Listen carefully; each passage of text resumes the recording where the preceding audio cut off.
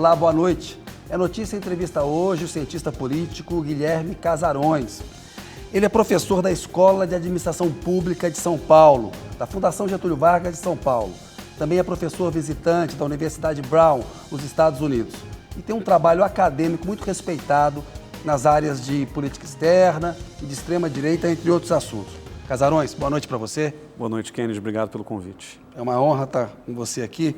Casarões, vamos falar da Venezuela. O Brasil está com uma posição muito cautelosa. O presidente Lula disse na reunião ministerial dessa quinta-feira que tem uma celeuma lá, ele sabe da gravidade da coisa e que ele quer encontrar uma solução pacífica. Mas há muitas críticas à forma como o Lula está conduzindo.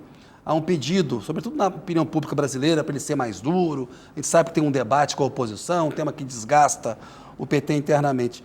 Essa posição brasileira, ela está certa, está errada? Como é que se avalia? Kennedy, eu diria em linhas muito gerais que a posição está correta. O Brasil tem apostado na diplomacia e numa expectativa de se manter interlocutor tanto do governo quanto da oposição, porque a gente não sabe o que vai acontecer na Venezuela. Pode desembocar num conflito civil, pode desembocar numa mudança de governo, pode ser que esse mesmo governo permaneça. Então, independentemente do cenário, é importante que o Brasil tenha um lugar na conversa política na Venezuela que nos favoreça e que permita que o Brasil siga defendendo seus interesses frente à Venezuela e frente à estabilidade da América do Sul. Muitas vezes as pessoas pensam que a relação com a Venezuela é uma questão puramente ideológica. E a gente tem que lembrar que mesmo Fernando Henrique Cardoso, na época em que Chávez era presidente, manteve uma boa relação com a Venezuela e com o governo Chávez, porque a Venezuela é um parceiro importante para o Brasil. Chávez chamava o Fernando Henrique de bem maestro, meu professor. Exato. Né? Fernando Henrique tinha ali um trânsito, né, uma interlocução que o Lula herdou e manteve. E manteve, eu diria, até ampliou em muitos sentidos. É claro que uma posição extremamente ideológica por parte do PT ou do presidente Lula é passível de crítica, normal. Mas eu acho que enquanto o Brasil estiver posicionado para defender os seus interesses, entendendo que os objetivos brasileiros são, primeiro, manter uma boa relação com a Venezuela, de quem a gente depende ou para quem a gente exporta muita coisa, a questão elétrica do estado de Roraima, você tem petróleo, obviamente, você tem uma fronteira vasta, inclusive toda a questão envolvendo, por exemplo, os Yanomami, acontecem na fronteira entre o Brasil e Venezuela. A crise de refugiados que vimos recentemente. Então, são muitos temas imbricados que dificultam qualquer afastamento do Brasil. O Brasil não pode fingir que a Venezuela simplesmente não exista ao longo da sua fronteira. Mas tem uma questão maior, que é a estabilidade da América do Sul. Isso pouca gente entende e eu tenho insistido muito nisso também. Para o Brasil, o que interessa mais, até no espírito de liderar o continente sul-americano, é manter a América do Sul estável. Isso. A gente tem um continente que é pacífico por excelência, há conflitos e tensões muito oriundas de disputas internas e de narcotráfico, de outras questões, mas, por exemplo, a gente não vê guerras entre países aqui na América do Sul e o Brasil quer manter as coisas desse jeito. Chávez ameaçou entrar em guerra com a Guiana um tempo atrás, inclusive nesse contexto já de eleição. Então, para o Brasil, o máximo que ele puder fazer para evitar que uma consequência pior aconteça ao nosso lado, eu acho que é uma postura correta. Então, essa mistura, muitas vezes difícil de compreender, entre uma diplomacia presidencial, claro, ancorada no PT, na base de apoio do governo, uma coisa mais interna, mas, ao mesmo tempo, uma diplomacia muito ativa no sentido de promover essa mediação e essa conversa na Venezuela, eu acho que é uma combinação interessante, eu acho que para nós é importante, e acho que o governo tem aí um sentido na sua estratégia. Agora, é claro, a gente só vai conseguir saber se essa estratégia de fato é boa para o Brasil quando a gente olhar para o resultado disso. Então, a gente espera que o Brasil tenha condição também de, a partir daí... O que a gente está vendo, né, Casarões, é o Maduro, o Nicolás Maduro, sinalizando um fechamento maior do regime, um endurecimento maior do regime ainda. Exato. Os militares declarando lealdade a ele, não à Constituição. Então, assim, é uma situação delicada, porque a coisa está ruim, mas pode piorar. Claro. Né? E a posição do Brasil é para evitar que piore. Claro, e foi tudo muito rápido, né, Kennedy? Assim, desde um pouco antes das eleições, quando começou um papo de banho de sangue que o Maduro levantou ali, que até o Lula ficou assustado e falou isso publicamente. Então, tudo evoluiu de uma maneira muito rápida, pegando até o Brasil no contrapé. Agora, de novo, para o governo é importante ter essa posição, porque existe ali um dilema entre manter a estabilidade e manter uma boa relação com o governo Maduro, que é quem efetivamente está lá, e ao mesmo tempo ser o governo da defesa da democracia. Sim. A gente não pode esquecer de que houve uma tentativa de golpe de Estado 2 anos atrás do Brasil. Então é importante que o governo Lula entenda também a importância de defender o processo democrático na Venezuela, ao mesmo tempo em que trata a Venezuela como um país soberano, como um país que está tomando as suas próprias decisões. Agora, de novo, para o Brasil é importante também diplomaticamente manter esses canais abertos, porque nesses poucos dias ou semanas, desde as eleições ou desde um pouco antes, o Maduro expulsou um monte de embaixadores da Venezuela. O Brasil, inclusive, tem sido o interlocutor da Argentina, que foi expulsa. Peru também. Do Peru, do Chile. Então, essa posição até dá um pouco mais de alavanca para o Brasil poder estabelecer esse diálogo e poder representar a América do Sul como um todo. O envolvimento de Colômbia e México nessa estratégia e a posição brasileira, olha, já se tentou a estratégia Juan Guaidó, né? Os Estados Unidos chegaram a reconhecer o Guaidó, era o presidente autoproclamado, agora disseram, olha, a gente reconhece que a oposição ganhou, mas não reconhecemos o Edmundo como o presidente eleito. Você acha que a solução concreta pode ser o quê? Pode ser uma coisa à la Pinochet, ou seja, no Chile, ou seja, uma negociação com o Maduro, que ele retenha algum poder ainda, porque ele está muito imbricado com os militares. Pode ser o Brasil fazer uma supervisão dessas atas, porque o Centro Carter acabou de divulgar que olhou o material da oposição, falou, é autêntico, e a oposição venceu a eleição. E o Centro Carter estava no Acordo de Barbados. Ou seja, o Maduro aceitou, porque além de ser observador internacional, eles fazem mediação de conflito. A solução concreta, Casarões, pode ser o quê? Olha, é difícil dizer, mas pode ser a realização de novas eleições, o que seria traumático, mas talvez pudesse ser uma solução. Um governo de união nacional, que é improvável, mas já aconteceu em outros lugares do mundo, de você conseguir trazer a oposição para dentro do governo e construir uma transição a partir desse diálogo entre situação e oposição. E, claro, se o Maduro permanecer, talvez permanecendo com condições um pouco diferentes daquelas em que ele se manteve no poder já há algum tempo, se a oposição entrar, que a oposição também respeite o rito democrático, porque uma das críticas que o próprio Maduro faz é de que a oposição é golpista, né? E porque já tentaram um golpe contra o Chávez lá em 2002, então tem todo um histórico. Então, assim, qualquer conversa entre oposição e governo, se devidamente mediada pelo Brasil, e não só pelo Brasil, eu acho que tem um potencial de resultado. A importância da Colômbia está envolvida também, exatamente, né? O México também. Kennedy, se a gente olha para todo o retrospecto da relação do Brasil com a Venezuela, uma coisa que o Brasil sempre fez foi evitar um posicionamento muito direto e de confrontação com a Venezuela. Até porque o Brasil, 50% do território, 50% da população da América do Sul, ele tem um peso desproporcional em qualquer conversa. Tratar a Venezuela como um parceiro, como um igual, mas ao mesmo tempo trazer um país que faz fronteira, a maior fronteira com a Venezuela, que é a Colômbia, ao mesmo tempo o México, que tem uma ascendência histórica, né, na política latino-americana. E os três países têm presidentes à esquerda, o que também é importante até para construir esse diálogo, pode ser uma estratégia interessante, saudável para o Brasil, principalmente se a gente considerar que, do ponto de vista geopolítico um pouco mais amplo, Estados Unidos estão doidos para se meter na política venezuelana, seja no sentido de interferir na política ou até de intervir militarmente. O Trump já falou disso muitas vezes. E, ao mesmo tempo, você tem do outro lado Rússia e China, que são países que podem, dependendo de como a coisa ande, podem tentar mundializar um conflito na Venezuela de acordo com seus interesses. E grandes potências aqui na América do Sul, que é o nosso jardim por excelência, o nosso quintal por excelência, eu acho que seria muito ruim para todo mundo. Não interessa para o Brasil. Nenhuma interferência americana e tampouco russa e chinesa. Exato. Fortemente. Digamos que o paradigma brasileiro é o seguinte, um problema na América do Sul deve ser resolvido pela América do Sul ou pela América Latina com os parceiros possíveis e interessados nessa solução. Se Colômbia e México hoje estão dispostos a ajudar o Brasil nessa missão, eu acho que a estratégia está valendo, né? Nesse momento ela está muito bem. Agora, o Lula tem uma boa relação com o Biden, está nos BRICS, com a China e com a Rússia. A posição americana, ela refluiu um pouco. Eles fizeram um reconhecimento da vitória do Edmundo Gonzalez, mas falando que não o reconheciam como presidente eleito. Tem um alinhamento diferente entre Brasil e Estados Unidos do que teve no passado recente sobre Venezuela. Acho que ficou claro que aquele caminho Guaidó fracassou, né? Exato. O próprio Biden já tinha mudado de posição, até foi ele que propôs o que virou os acordos de Barbados. Então, para os Estados Unidos, principalmente num momento de grande estrangulamento das linhas de fornecimento de energia globais, né, por causa da guerra da Rússia com a Ucrânia, por causa de questões nos outros cantos do mundo, o petróleo venezuelano é muito estratégico para os americanos também.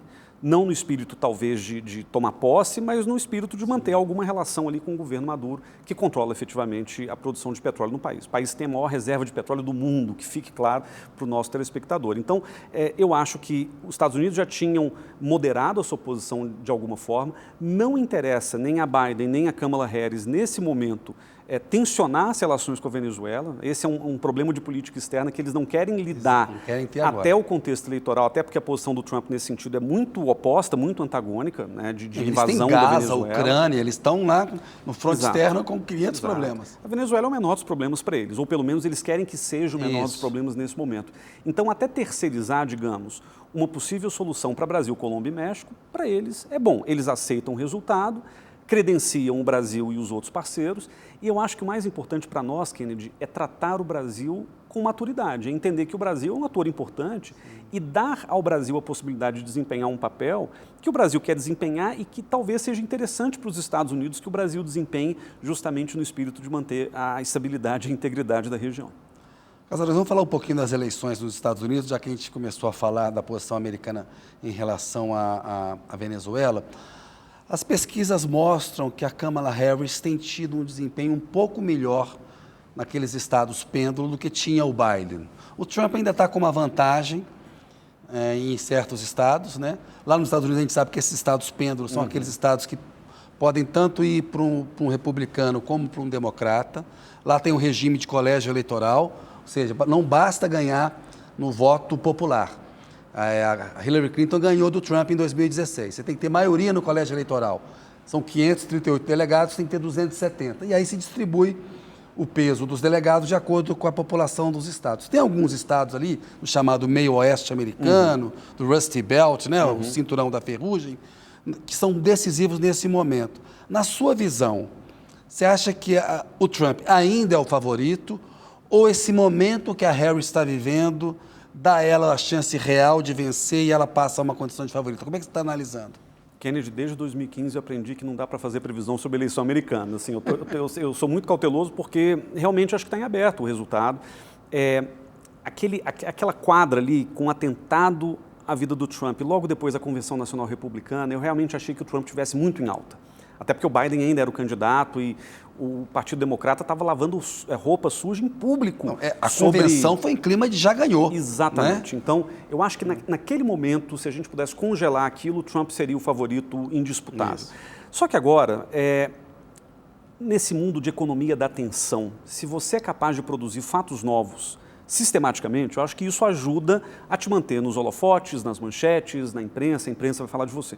E o Partido Democrata, eu não sei se o Biden planejou isso na cabeça dele, eu acho que não, mas como a desistência dele foi no domingo que sucedeu a semana da Convenção Republicana, e desde então especulou-se se a Kamala Harris seria de fato a candidata, aí consagrou-se, agora se especulou durante quase 2 semanas quem seria o vice, agora veio o vice, o Tim Walz do Minnesota. Então, tudo isso acabou produzindo um impulso favorável para os democratas também, que não é garantia de vitória eleitoral, mas que mostra que o Partido Democrata se reencontrou muito rapidamente. Ou seja, ela tem mais chance que o Biden. Que o Biden, sem dúvida nenhuma. O Biden já estava num processo de desgaste, desde aquele infame debate, né, do dia 27 de junho. Eu estava no aeroporto, voltando para o Brasil. Nossa. Depois de 6 meses nos Estados Unidos, a tristeza. E eu eu assisti no aeroporto, e eu fiquei assim, cara, ele não consegue responder uma pergunta inteira. Está com dificuldades sérias. E dali para frente, eu acho que o partido se deteriorou muito, porque foram brigas internas expostas no dia a dia da imprensa. Agora o partido se reorganizou. A Kamala Harris teve a bênção de todo mundo importante do partido, de família Obama, família Clinton, as chefias partidárias na Câmara e no Senado. Então, acho que houve um momento positivo nesse sentido. Houve um pico de doações para a campanha da Kamala Harris, que o Biden não tinha conseguido arrecadar. Então, acho que tudo isso vai somando e mostrando que ela tem um grande potencial. E a personalidade, acho que tem uma questão também importante, é o tipo de política que ela faz. Ela vem do meio jurídico, ela foi procuradora-geral da Califórnia, ela tem uma linguagem diferente, ela é muito carismática, ela tem um sorriso. Então, acho que isso tudo acabou criando um contraste com o Trump, que o Biden não conseguia criar e que dá a ela uma vantagem. Tem os tabus americanos típicos, mulher negra, mulher, mulher negra. O Trump tem tentado explorar isso da maneira mais hedionda possível, Viu, falando, né? a Kamala Harris não era negra até 2 anos atrás. Ela era indiana, ela era exato. indiana. Então, assim, mas eu acho que o Trump também vai tropeçando no próprio pé fazendo esse tipo de coisa. Isso. E, de alguma maneira, acho que a grande questão da Kamala Harris era escolher um vice que desse uma certa amplitude para a chapa, né? Porque a Kamala Harris é uma pessoa, pelo menos, vista como marcadamente progressista. Então, ela precisava de um homem branco, um pouco mais conservador, ou vindo de um estado um pouco mais conservador. E o Tim Walz, ele não era a primeira opção, especulavam-se outros nomes, tipo Josh Shapiro, governador da Pensilvânia, até para trazer um estado, né, que é um 19 estado... votos no colégio eleitoral. 19 votos, é um estado pêndulo. Falou-se no Mark Kelly, que era um senador importante do Arizona, que também é um estado pêndulo, mas o Walz me parece um sujeito que ele é carismático também, ele tem uma conexão com os jovens, ainda que ele tenha, acho que 60 e poucos anos, ele tem uma experiência interessante. Mesma idade da Câmara, 60. 60 anos. É um sujeito que tem uma experiência como legislador importante e um legislador que já por muito tempo foi mais ao centro, quase à direita. Então, por exemplo, na questão de armas, ele era um cara mais conservador. A National Rifle Association, que é o lobby das armas americano, adorava ele. E ele foi mudando e adaptando a sua posição ao longo dos últimos anos, enquanto Ele governador. mudou a posição em relação às armas por causa de um tiroteio, Um atentado na Flórida, enfim, verdade. E ele tem esse histórico, né? Foi técnico de futebol americano, serviu na Guarda Nacional, professor na China. Ele foi fazer um intercâmbio na China quando ele estudava em Harvard. Então, assim, é um sujeito que tem um conhecimento de mundo e de país que eu acho que somam muito a um perfil da Harris, que é um perfil, vamos dizer, menos mão na massa, ela é mais uma legisladora, né, no sentido até da sua experiência como procuradora-geral e promotora. Então, ele é um cara que vem somando uma experiência de legislativo, mas, sobretudo, de executivo. E eu acho que isso, de alguma forma, compõe bem, né, orna bem para a gente pensar nessa chapa. Agora, o Trump é uma máquina de ataque. A estratégia da extrema-direita americana tem sido o tempo inteiro não ir para a defensiva, atacar o tempo inteiro. E ele tem conseguido, claro, se fazer ouvir, até pelas bizarrices que ele muitas vezes fala. Então, de novo, uma das coisas que eu percebi estando lá nos Estados Unidos por 6 meses foi que a imprensa ela cai muitas vezes na armadilha de, em cima do bizarro, em cima do absurdo, ficar ali dando muito palanque para o Trump. Houve uma autocrítica de que eles compraram tudo que a convenção republicana ofereceu, que a imprensa cobriu aquilo de uma maneira como se o Trump já fosse presidente. Inclusive aquela mitologia de que ele seria um moderado, de que o discurso dele seria diferente e tal. Nada disso aconteceu. Então eu acho que agora é o momento da Kamala Harris, agora com o vice, né, o Tim Walz, eu acho que de se organizar, de oficializar, né? Então a gente vai ter agora a oficialização do Partido Democrata já da candidatura e eu acho que aí a disputa está em aberto e principalmente se houver debates, que é o que a gente espera que aconteça, Kamala Harris, sem dúvida nenhuma, vai ter uma oportunidade de ter um desempenho favorável no debate contra um Trump que está claramente acuado, ele não vai assumir que está acuado, mas a gente viu que, como desde a desistência do Biden, a candidatura republicana deu uma desorganizada e o vice, no caso deles, não tem ajudado. Né, que é o J.D. Vance, né? J.D. Vance. Porque o Tim Walz, ele pegou e chamou o Trump e o J.D. Vance, falou, esse pessoal é weird, esquisito, esquisitão, esquisitões. Em vez de falar que eles são uma ameaça à democracia, que no mesmo discurso ele fala assim, olha, você não pode deixar esse pessoal esquisitão decidir tais políticas públicas aí, na questão ambiental, questão de armas e tal. Esse ponto das chapas, ou seja, o Walz ajuda mais a Kamala Harris do que o J.D. Vance ajuda o Trump, né? Kennedy, o J.D. Vance foi o primeiro vice que, após a sua nomeação, diminuiu as intenções de voto ou o potencial de intenção de voto de um candidato republicano. Isso uma fundadinha. Inédito. Acho que 6 pontos percentuais no geral, foi uma coisa realmente muito impressionante dentro do Partido Republicano e na imprensa mais tendenciosa para o lado de lá. Há uma crítica muito grande, eles estão atacando o J.D. Vance, publicamente. E é um sujeito que eu acho que acrescenta muito pouco, porque, veja, o Tim Walz e a Kamala Harris, eles se complementam em muitos sentidos, né? De perfil, de posições políticas, talvez nem tanto, mas mostrando uma certa maturidade da chapa, uma mulher negra, um homem branco.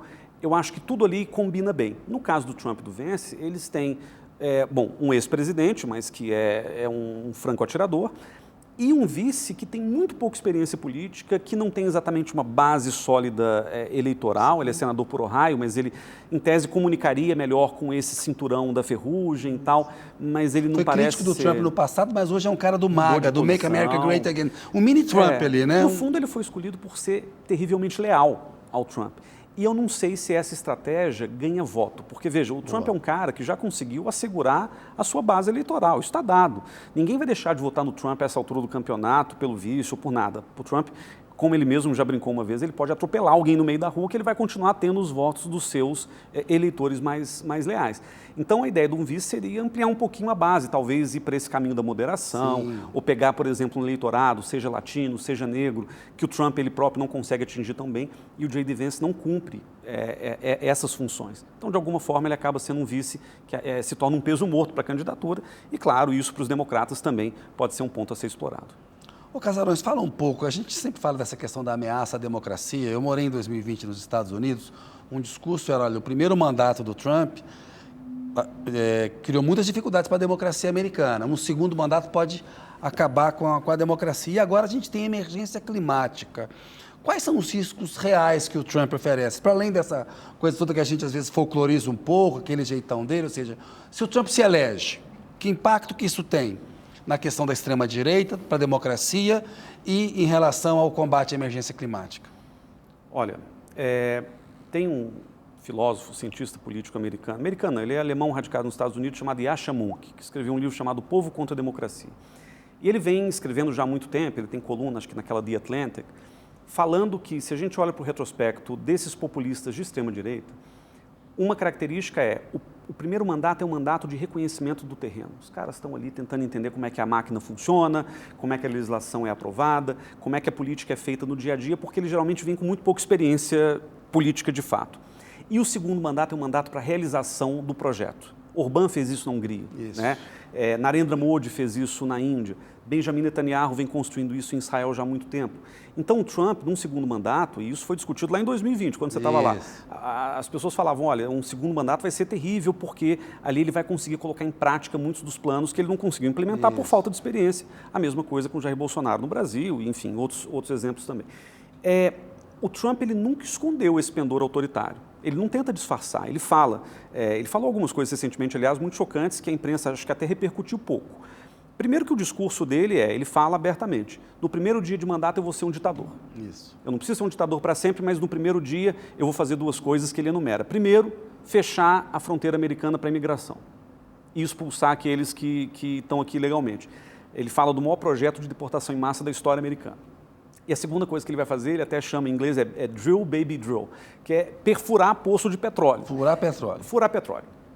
E isso tem impacto sobre a nossa agenda climática, porque, obviamente, os Estados Unidos, sendo o maior poluidor do mundo, o maior produtor de gás carbônico do mundo, eu acho que tem ali um impacto quando o presidente americano se desvincula de todas as iniciativas climáticas de sustentabilidade, de meio ambiente, em nome de uma política populista de, sei lá, revitalizar a indústria ou de transformar a América em algo grande novamente. Então tem um risco muito grande aí.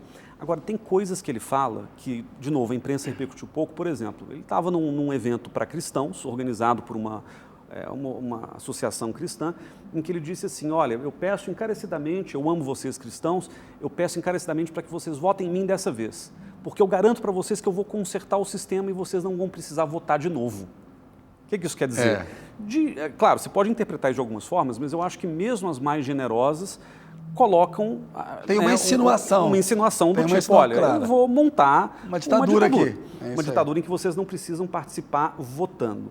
E tem aí também, os democratas têm explorado um pouco isso, o tal do Projeto 2025. Isso. Que é um documento de 920 páginas, editado pela Heritage Foundation, que é um dos grandes centros de think tanks, né? Centros de pensamento conservadores, que conta com muita gente que já trabalhou com Trump ou que vai provavelmente trabalhar com Trump e que basicamente dá ali o caminho, o mapa, para que o Trump desmonte a burocracia norte-americana, desmantele o Estado norte-americano e ocupe esse Estado com pessoas leais ao projeto nacionalista cristão, que é como eles chamam esse projeto. Os democratas, por muito tempo, falaram genericamente, olha, cuidado, porque o Trump é uma ameaça à democracia, esse projeto 2025 é muito problemático, isso foi dito. O problema é, para o eleitor, Para o cara que está lá preocupado se ele vai botar comida no prato, se ele vai ter emprego ou não e tal, projeto 2025, ele não vai ler 920 páginas de nada. Então, o que os democratas entenderam agora é que, de fato, Trump representa uma ameaça à democracia, o que eu acredito também como pesquisador dessa área que representa. De fato. Mas eu acho que, eleitoralmente, talvez seja mais interessante fazer uma estratégia do tipo, esse cara é doido, esse cara é esquisito. Né? A palavra weird apareceu no léxico da campanha democrata nos últimos dias. O próprio Walz, acho que ele que inventou essa estratégia. No sentido de dizer, olha, esses caras são um problema real, mas você quer entender melhor por que eles são um problema real? Olha para o que eles estão falando. Tenta dar algum sentido, algum nexo para uma frase do Trump. E, de fato, se você sai do campo da emoção e da gritaria, você tenta desconstruir uma coisa que o Trump fala, realmente não faz o menor sentido. Então, eu acho que essa é uma estratégia eleitoral interessante, é nova, tira um pouco o foco daquilo que é o real problema, que eu acho que a democracia, de fato, estaria em risco se o Trump fosse reeleito ou eleito novamente, mas, de alguma maneira, é mais eficiente colocar o problema como um problema de caráter ou como um problema cognitivo, em vez de colocar o problema como algo etéreo, genérico, como a democracia. O Casarões, a esquerda brasileira, setores dela, muitas vezes falam, não há diferença entre os democratas e os republicanos, a gente vê em política externa, tá o Biden dando apoio para o Netanyahu lá em Gaza, um massacre e tal. Agora, quando você vê o que a Kamala Harris e o Tim Walz defendem, o que o Trump e o J.D. defendem, dá para fazer uma equivalência? Eles são equivalentes em termos de risco para o planeta? Claro que não, claro que não. Eu não gosto de fulanizar, Kennedy, mas a gente morou nos Estados Unidos recentemente. Cara, Estados Unidos é um lugar muito legal para muita coisa, mas é um lugar em que você tem medo efetivamente de quebrar a perna e ir para o hospital, porque você vai sair devendo a sua casa, o seu carro, né, um sistema de saúde em colapso. As pessoas têm medo de ir para o médico. As pessoas têm medo de ir para o médico, as pessoas morrem por falta de atendimento médico. Né? E aqui a gente tem o nosso sistema de saúde imperfeito, mas assim, infinitamente mais interessante do que o que eles têm lá. E veja, eu estou dando esse exemplo porque, mesmo que em política externa a gente entenda que há semelhanças, e o Trump até fez uma política externa mais isolacionista, ele rompeu com um padrão até dos republicanos com relação a isso. Mas assim, é a política externa da maior potência do mundo. Independentemente de ser democrata ou republicano, os caras vão bombardear o Oriente Médio porque, de novo, essa é uma posição histórica dos Estados Unidos que eu gostaria de ver, inclusive Obama, pessoas que eu admiro, terem feito diferente, mas não fizeram, não tem muito como. Assim, acho que dentro do que foi possível fazer, acho que os democratas recentes, né, Biden, Obama, a própria Kamala Harris, tiveram posicionamentos melhores com relação a algumas coisas, não a tudo. Né, Israel e Gaza, por exemplo, é um tema super difícil, até porque existem pressões internas e tudo mais.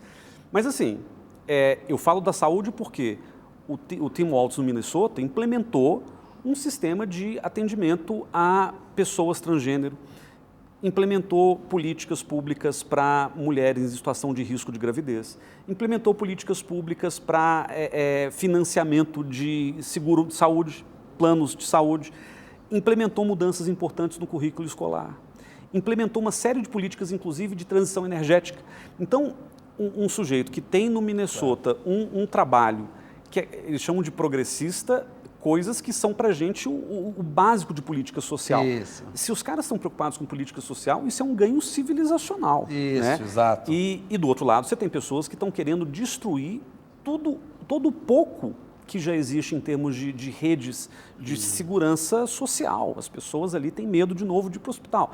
Então, eu acho que, nesse sentido, tem uma diferença abissal. Se em política externa são parecidos, e claro, tudo isso é passível de crítica, eu acho que em política interna a diferença não poderia ser mais contrastante e, nesse caso, eu acho que os democratas eles têm uma visão muito mais progressista, muito mais à esquerda e muito mais preocupada com o bem-estar do país, de um país que tem ficado mais com a agenda ambiental também, né? Muito, muito. A agenda ambiental, inclusive, ela começa com Al Gore, não sei se você se lembra do Al Gore, que era vice do Clinton, tentou a disputa eleitoral, perdeu por causa da Flórida, né? Uma coisinha, e depois virou um grande ativista ambiental. Depois o Obama veio com uma agenda ambiental bastante ambiciosa, o Joe Biden veio com uma ainda mais ambiciosa. Talvez o Biden tenha sido, em 4 anos, o presidente que mais produziu resultados em termos de política e de compromissos americanos com a agenda ambiental. Nomeou, inclusive, John Kerry, um político conhecido como o czar do meio ambiente nos Estados Unidos. Então, acho que tem ali uma diferença importante nesses temas que a gente pode chamar de multilaterais. E os Estados Unidos, de fato, conseguiram fazer coisas que durante 20 anos simplesmente ignoraram. A temática ambiental talvez seja a mais importante delas. E, de novo, acho que os americanos hoje entendem que se a China, de um lado, tem se comprometido no seu crescimento gigantesco com metas ambientais ambiciosas, não há razão nenhuma para os Estados Unidos também não se comprometerem. Questão do aborto nos Estados Unidos, você que acompanha bem lá. A gente sabe que lá esse debate é diferente de como ele é travado aqui no Brasil. Aqui a gente tem que, quando trava, falar da questão da saúde pública, envolvimento moral, lá é visto como um direito das mulheres. Explica pra gente que peso que você acha que isso vai ter, porque tinha uma decisão americana, que é Roe versus Wade, que na prática legalizava no país inteiro a interrupção da gravidez. Essa decisão caiu com a maioria conservadora na Suprema Corte. O assunto está nos estados, é uma federação que os estados têm muito mais poder. Explica o peso para você agora nessa campanha. Olha, tem um peso retórico muito forte, porque os republicanos, quer dizer, os republicanos e democratas sempre se distinguiram politicamente, em termos da retórica política numa véspera de eleição, a partir de coisas binárias do tipo pró-vida e pró-escolha. Né? Então a gente aprendeu nos últimos, 20, 30 anos, que os democratas eram pró-escolha da mulher, os republicanos eram pró-vida a partir de uma visão, sobretudo religiosa, cristã, da questão do aborto. Nos Estados Unidos, o aborto ele teve um marco importante nos anos 70, que foi uma decisão da Suprema Corte americana, que não é legislação, mas foi uma decisão que deu à mulher a escolha com relação à questão do aborto.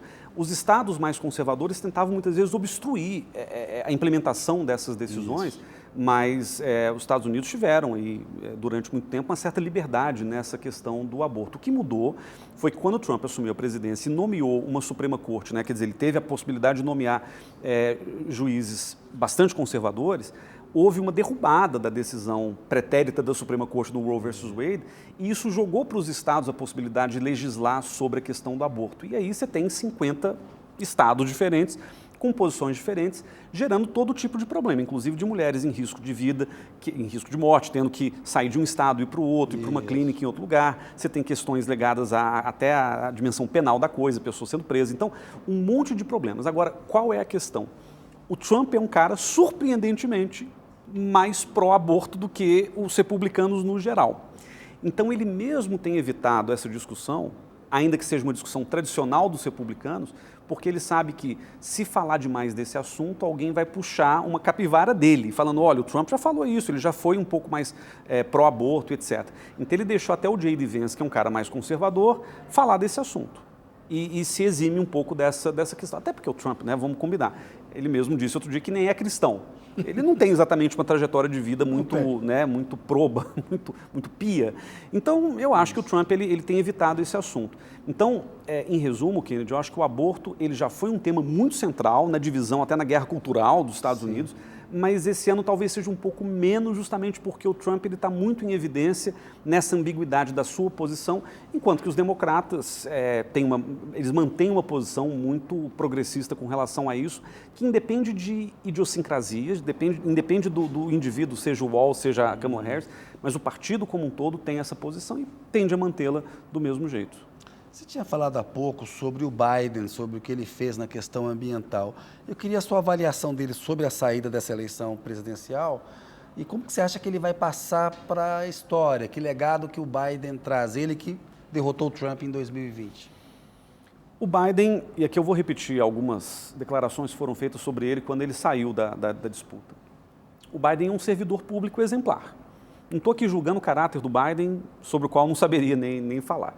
Mas a impressão que eu tenho é que um cara que serviu 40 anos na Câmara dos Deputados, no Senado, que teve um papel importante na formulação de políticas do Partido Democrata, foi pré-candidato algumas vezes, foi vice do Obama durante 8 anos e foi presidente por 4, eu acho que ele tem uma trajetória política que se compara com a de poucos na história recente dos Estados Unidos. Então ele é uma liderança, de fato foi um sujeito que conseguiu posicionar o Partido Democrata de uma maneira muito positiva nos últimos anos. Agora, o que talvez passe para a história, e isso é um problema real, é que o Biden ele foi um presidente com resultados razoavelmente bons, talvez mal comunicados, mas resultados assim, você pega os números, os Estados Unidos estão crescendo mais, a economia está mais estável, a inflação continua um pouco alta, mas não tão alta. Em termos de política externa, ele errou muito, mas acertou também. Errou no Afeganistão, tirando todo mundo de uma hora para outra. Errou em Gaza, eu diria, mas acertou em outros temas, na questão ambiental, sobretudo. Como a questão está muito ligada ali, no caso do Biden, à sua posição com relação à disputa da reeleição, eu acho que pode passar para a história como um presidente que, ao fim e ao cabo, demorou demais para desistir. E que escondeu por muito tempo do grande público e do próprio partido a sua condição real, cognitiva, física e o desgaste que ele estava vivendo. Então, eu tenho medo que o Biden saia menor desse processo do que ele mereceria, pelo trabalho que ele teve historicamente. Agora, sem dúvida nenhuma, se a gente olha de novo para os números, foi um presidente com resultados razoavelmente positivos que vão ser, de alguma maneira, herdados e continuados caso a Kamala Harris vença a eleição. E que dificuldades que o Biden enfrentou que você acha que podem servir de lição para o Lula? Você acha que a questão do etarismo em relação ao Biden, ele de fato tem um problema cognitivo, o Lula não tem, o Lula está bem de saúde, mas assim, como lidar com essa extrema-direita, você que acompanhou isso lá? O Biden, ele fez políticas importantes e até muito corajosas, que eu acho que ajudaram a minimizar um pouco o impacto retórico da extrema-direita. Então, os resultados foram bons em muitos sentidos. Agora, eu acho que a grande lição que o Biden pode ensinar para o Lula, principalmente se considerando que tudo que acontece nos Estados Unidos com uma certa demora vai também acontecer no Brasil, então as narrativas, as estratégias, tudo é muito importado de lá. Então, por exemplo, logo depois do furdunço que se criou em cima dessa história da idade do Biden, da sua capacidade, etc., já tinha memes circulando na internet falando de Lula tá velho e etc. Então, é claro que tem um oportunismo que vai fazer da idade do Lula um alvo fácil em 2026, por exemplo. Agora, eu acho que ele ensina duas lições. Primeiro, é uma coisa que lá também, quando o Biden largou a disputa, chamaram muito ele de um candidato abnegado, selfless. Um sujeito que entendeu que aquele momento não era o de continuar, mas era o de passar o bastão para alguém, e ele, no fim, acabou fazendo. Então, se a gente chegar em 2026 e perceber que a candidatura Lula traz menos benefícios do que problemas, né, efetivamente, talvez o Lula possa repetir o Biden e abrir mão. Mas, de novo, especulando uma coisa que a gente não sabe se vai acontecer ou não, até porque o Lula, nesse momento, tem entregado algumas coisas e é o candidato natural à sua própria sucessão. Mas tem uma outra questão que eu acho importante que tem a ver com a renovação dos quadros. Um dos grandes problemas do Partido Democrata é que os democratas ofereceram opções ao público, ao eleitorado, muito idosas. Hillary Clinton disputou contra o Bernie Sanders, que era mais ou menos da idade do Biden, a Elizabeth Warren era também mais ou menos da mesma idade, o Biden também mais ou menos da mesma idade. Então, é um partido que ficou oscilando ali entre alternativas septagenárias ou octogenárias. E isso, num momento em que essas pessoas têm que se conectar com a juventude, têm que saber comunicar nas redes sociais, têm que ter uma estratégia, uma abordagem política diferente, talvez exija uma renovação de quadros que aqui no Brasil a gente também não tem visto de maneira ostensiva. Talvez com a eleição municipal a gente veja alguma coisa mudando aí, outros ares aparecendo, mas a sensação que eu tenho é que a política ela tem que se renovar e, infelizmente, o Brasil e os Estados Unidos passaram por processos em que a política demorou muito para se encontrar com essa geração que está chegando agora. Casarões, para a gente encerrar essa fala sobre o Biden, em 2022 ele teve um papel importante na defesa da democracia no Brasil, mandou lá os emissários dele dizerem para os bolsonaristas aqui, para o governo Bolsonaro, olha, não queremos golpe de Estado. A história poderia ter sido diferente no Brasil se o Biden não tivesse feito isso em 2022? Teria sido muito diferente. E eu te confesso, Kennedy, que esse é um dos meus grandes medos se o Trump for eleito nos Estados Unidos. Porque a ascendência dos Estados Unidos sobre o Brasil é muito grande, historicamente muito grande, claro, a maior potência do mundo, mas o mecanismo da democracia americana influencia na maneira como a gente imagina a nossa própria democracia. O que eu quero dizer é o seguinte, se não fosse o Trump ter sido eleito em 16, Bolsonaro dificilmente teria sido eleito em 18, porque eu acho que é uma cadeia de transmissão de ideias, de ideologia e de estratégias políticas, e o Bolsonaro reproduziu, ele emulou muita coisa que o Trump havia produzido em 16 com muito sucesso.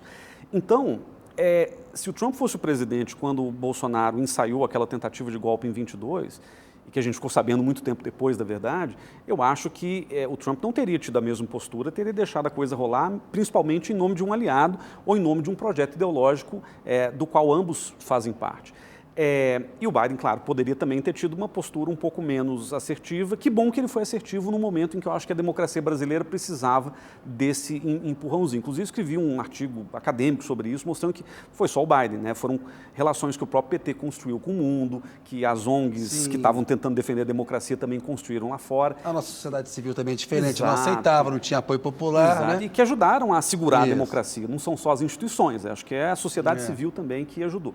Agora, eu digo que é o meu medo, porque se o Trump vence a eleição, eu não consigo assegurar, como analista, se o Bolsonaro vai continuar inelegível até 26. Eu acho que existem muitas variáveis que podem ser mobilizadas para o Bolsonaro voltar a ser elegível, para a gente ter uma reprise da eleição de 22 em 26, mas num grau de desgaste e de polarização maior ainda. Mas aí tem que mudar TSE e Supremo, tem que empacotar as cortes, porque com essas composições... Mas o TSE é mais móvel, né? O TSE é uma verdade. caixinha de surpresa, muitas vezes. Isso. E vejam, o próprio bolsonarismo já está dando como certa a volta do Bolsonaro para a corrida eleitoral. E é interessante porque, além disso, e aí eu fecho, tem uma questão também ligada a como que os bolsonaristas entenderam como é que o jogo é jogado lá fora. Logo que começou essa história do Alexandre de Moraes, do Supremo aqui dentro, eles imediatamente foram para fora denunciar as supostas violações de direitos humanos, tiveram apoio de deputados e senadores republicanos, fizeram barulho lá fora, na imprensa lá fora. Então, saber jogar esse jogo não é uma coisa só que o PT e os movimentos sociais conseguiram fazer. A direita também está conseguindo fazer isso muito bem. E, de novo, né, como são muitas variáveis envolvidas, nada nos garante que a gente vai chegar em 26 com a mesma situação jurídica que a gente tem hoje no Brasil. Casarões, pedir licença um minutinho. A notícia volta daqui a pouco.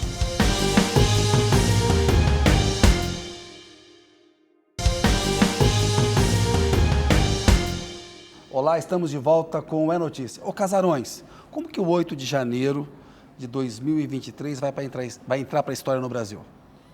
Isso vai depender de quem continuar no poder daqui para frente. Eu acho que já está se consolidando a ideia de que foi, de fato, um capítulo de uma tentativa de golpe.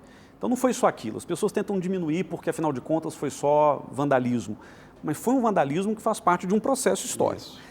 E aí eu entendo que, ainda mais com todas as informações que hoje a gente tem sobre o que foi pensado e tramado em 22, o 8 de janeiro é a consequência natural de uma incitação permanente a uma mudança do status quo.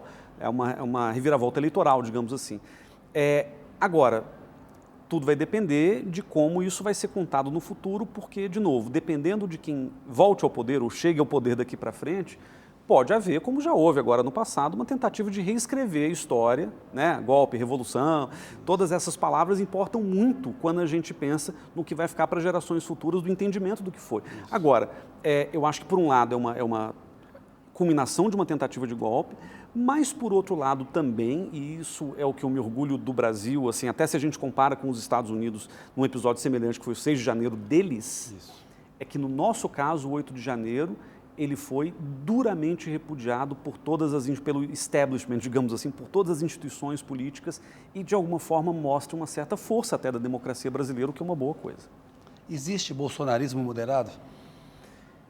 Eu acho que depois do que a gente ficou sabendo das tramas ali palacianas em função, né, das eleições, é muito difícil apoiar o Bolsonaro ou o projeto bolsonarista sem relativizar a democracia.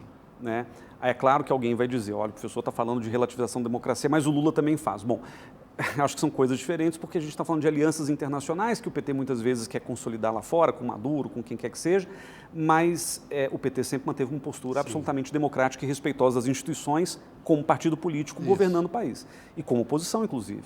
Caso do Bolsonaro, não. Então, acho que o bolsonarismo moderado, ele pode até existir, vamos dizer, dos 58 milhões de eleitores do Bolsonaro, eu tenho certeza de que milhões e milhões são pessoas absolutamente bacanas, normais, que não estão radicalizadas no sentido, né, violento nem nada, mas a verdade é que a classe política que aderiu ao bolsonarismo, eu acho que ela rendeu-se a um tipo de modus operandi que coloca a democracia em risco também, que relativiza a democracia e que trata a democracia como um detalhe que se ganhar, ganhou, mas se perder a gente vai tentar dar um jeitinho, né? Vai tentar virar a mesa, como o general Heleno disse naquela reunião. Bolsonaro está inelegível para 2026. Quem será o nome aí da extrema-direita, da direita? É o governador de São Paulo, Tarcísio de Freitas? Como é que você avalia a figura do Tarcísio? Nesse momento, eu diria que o Tarcísio é o favorito, porque o Tarcísio tem a bênção do ex-presidente Bolsonaro, o Tarcísio ele tem uma máquina importante na mão, que é o governo de São Paulo, que é uma máquina de produzir presidenciáveis, não presidentes, mas certamente presidenciáveis, e o Tarcísio tem jogado com a radicalização também. Ele começou o seu governo de mão dada com Lula no 8 de janeiro, a gente se lembra dessa imagem que ficou muito conhecida, mas eu acho que depois, desde então, ele tem se distanciado do governo federal e tem apostado numa agenda de radicalização, sobretudo na questão de segurança pública. E segurança pública é um tema que pega muito o eleitor, porque toca na questão mais fundamental do medo, de poder andar na rua, de poder ter seus bens preservados, sua propriedade. Então, eu acho que o Tarcísio está jogando num campo em que ele domina, em que ele joga bem, né, joga bem para um público específico, claro, e isso, claro, torna o presidenciável quase que automático do bolsonarismo. Agora, de novo, tudo depende. O Bolsonaro pode estar elegível em 26, isso muda completamente o jogo. E eu acho que há uma disputa por espólios do bolsonarismo que ainda não está clara, porque talvez o movimento esteja preocupado com outras questões nesse momento, mas acho que mais perto de 26, sobretudo depois das eleições municipais, a gente talvez comece a ver um fratricídio, né, interno ao movimento bolsonarista, em que o Tarcísio acabe se enfraquecendo, mas, de novo, eu diria que ele é o candidato nesse momento absoluto da extrema-direita. Parece que o Lula, se tiver saúde, ele já falou, e se tiver que enfrentar a extrema-direita e tiver bem de saúde, ele seria o candidato, e isso seria incontestável no PT. Se o Lula não for candidato, é o Haddad? Como é que você avalia? Olha, o PT tem um histórico de querer manter a cabeça de chapa dentro do partido. Então, quando não foi Lula, foi Dilma ou Haddad. Então, eu acho que quer dizer, o Haddad hoje se posiciona, até porque é um ministro competente, até porque é um ministro que está... ele conseguiu criar uma espécie de redoma, apesar dos memes e tal. Ele tem conseguido entregar alguns resultados importantes e é um político que tem se mostrado cada vez mais habilidoso no dia a dia político e tem experiência. Então, acho que o Haddad é o candidato, caso o Lula não dispute, é o candidato mais natural. Mas o problema também é que se a gente sai para fora do PT e pensa o governo como um todo, você tem muitos presidenciáveis em potencial. Marina Silva, Geraldo Alckmin, Simone Tebet, tem o Ciro Gomes sempre correndo por fora, então a gente não sabe como é que vai ser essa articulação da esquerda. Mas, de novo, se tudo se mantiver como sempre foi dentro dessa disputa política, o PT tende a manter a cabeça de chapa com Lula ou com Haddad. A gente tem agora em outubro eleições municipais. Que forças que você acha que vão se destacar? O que você está vendo aí que você acha que pode surpreender? Que análise você está fazendo? Olha, olhando principalmente para as capitais, Kennedy, eu acho que o Rio de Janeiro vai ter uma vitória relativamente tranquila do Eduardo Paes, que se coloca, inclusive, como um potencial futuro candidato à presidência da República, né? Porque ele conseguiu navegar uma política que é muito difícil, que é a do Rio de Janeiro, e conseguiu entregar uma série de coisas, conseguiu até resolver problemas que eram problemas que a extrema-direita costumava trazer muito para si, que é a questão, em parte, da segurança pública e tal. Em São Paulo, provavelmente a gente vai ter um segundo turno polarizado, muito possivelmente entre Ricardo Nunes, o atual prefeito, e Guilherme Boulos, é o que as pesquisas têm indicado. E aí, claro, a gente vai testar muito a questão ideológica a partir dos apoios que eles receberem no eventual segundo turno. As demais capitais, o que a gente tem percebido, aí varia muito, mas é uma tendência da manutenção de quem já está no poder. Exceto Porto Alegre, em que o Sebastião Melo, por causa da tragédia que aconteceu e da crise, né, mais ampla. E de como ele lidou com ela. De como ele lidou com ela. Então, Maria do Rosário está na dianteira das pesquisas. Nos outros lugares, você tem uma tendência de manter o grupo político que já está lá, não necessariamente na figura do prefeito, às vezes o prefeito nem está disputando a reeleição, mas certamente ali em termos de grupo político a tendência é de manutenção. A eleição municipal, nesse caso, ela não está tão polarizada quanto a gente pressupôs que ela pudesse estar. Influência para 2026. A gente está vendo que as emendas parlamentares, elas turbinaram muitos prefeitos, muitos grupos políticos nas cidades. Muita gente achando que o próximo Congresso pode ser ainda mais conservador do que esse atual. Como é que você está vendo o desenho de 26, olhando o que está acontecendo em 24? É o que a gente repete a cada 4 anos, né? O Congresso mais conservador da história do Brasil. Eu acho que 26 vai ser fundamentalmente diferente porque a gente já vai estar vendo os efeitos da reforma tributária, A gente teve reformas importantes que foram aprovadas ao longo dos primeiros meses do governo Lula, que de alguma maneira vão impactar a relação com municípios, etc.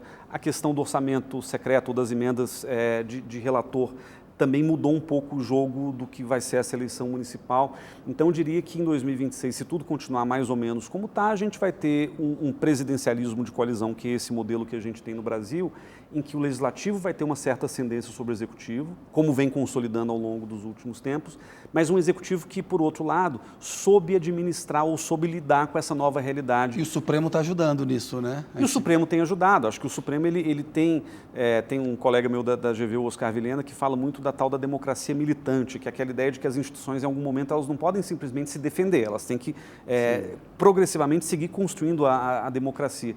E eu acho que o Supremo tem tido um papel polêmico, às vezes exagerado, mas fundamental para manter as instituições operando da maneira como deveria. Então, o Supremo ele vamos dizer, a última barreira, né, para a defesa da democracia, tem sido assim já há algum tempo, mas um executivo que saiba lidar melhor com essa nova realidade do legislativo, e o governo Lula está vivendo uma curva de aprendizado.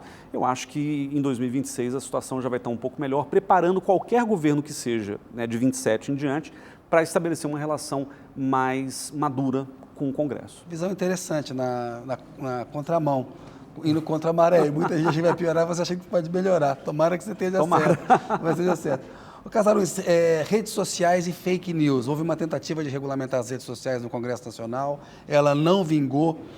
Gravidade desse problema e necessidade de a gente regulamentar. Eu sou partidário da regulamentação e eu acho que enquanto rede social, deixa eu me reformular, enquanto a mentira na rede social fizer parte de um modelo de negócio bem-sucedido das grandes empresas de tecnologia, só a regulamentação vai resolver esse problema.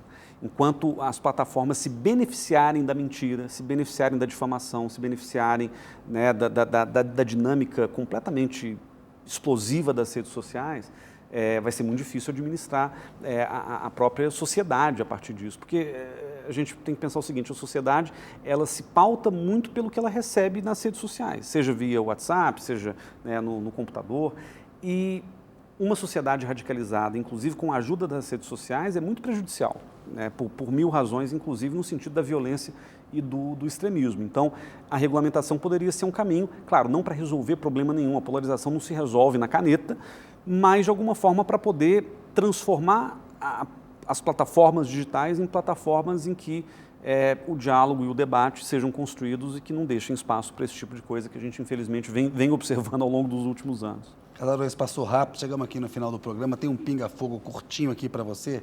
Vamos lá, um cantor ou uma cantora preferida aí? Nesse momento eu só consigo pensar no Gilberto Gil. Uma música? Cara, são tantas músicas. Bom, eu posso falar uma música gringa? Pode. Bom, então vamos com o favorito do meu filho, que também é uma que eu adoro, Here Comes the Sun. Olha o otimismo, hein? Do George Harrison nos Beatles. Muito bom, tá otimista, estou gostando de ver. Um escritor ou uma escritora? Machado de Assis. Um livro? Sem a menor criatividade, Memórias Póstumas de Brás Cubas. Um filme? Tantos filmes interessantes, né? Agora, bom, eu vou falar uma coisa. Eu tô muito aquele pai que só vai ao cinema quando o filho quer ir, né? Divertidamente 2. Boa. Filme lindo. Um lugar? Belo Horizonte, minha terra natal. Uma pessoa admirável? Uma pessoa admirável, gente. Falei do Barack Obama é uma pessoa admirável. Um amor? Minha família. Casarões, obrigado pela entrevista, meu caro. Obrigado. Um abraço. Até uma próxima. Boa noite para você. Filho. Valeu. Obrigado. Pessoal, a gente volta na semana que vem. Agradeço a audiência de vocês. Muito boa noite. Valeu.